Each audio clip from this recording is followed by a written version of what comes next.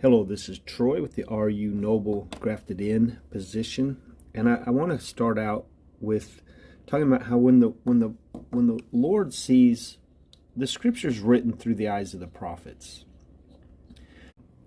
Hello, this is Troy with the Noble Grafted In middle position.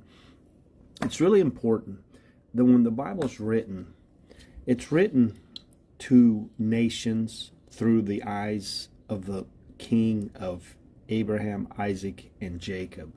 So when we start looking at Israel here, we're looking at a king and a people and the Father who created all.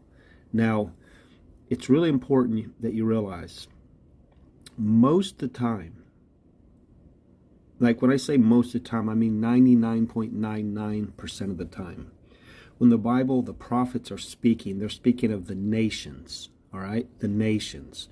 Now, we're going to look at Ezekiel 37 today and maybe beyond. Ezekiel 37 speaks of a day when all Israel is saved.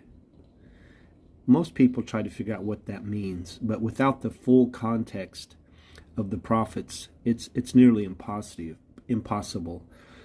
Ezekiel 37 is a very, very interesting passage, and you're going to see this national redemption that Paul speaks of in Romans 11:26 and Romans 11:27. He's taking you to two different places, Isaiah 59:20, Isaiah 27:6-9. You must look at the context. Like, go into chapter 60. Go back to chapter 26. If you really want your eyes opened, you need to study the context of Isaiah 59 and 60, Isaiah 26 and 27, where Paul ends up in Romans 11.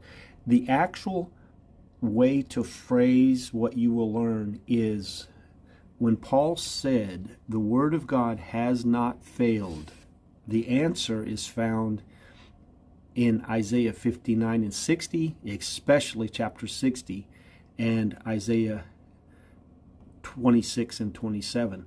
Today, we're going to look at really the same teaching that would come from chapter 26.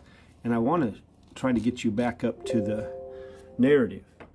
So we have a remnant that someday, when the Lord returns, will be birthed in a single day. And there'll be recompense against the nations.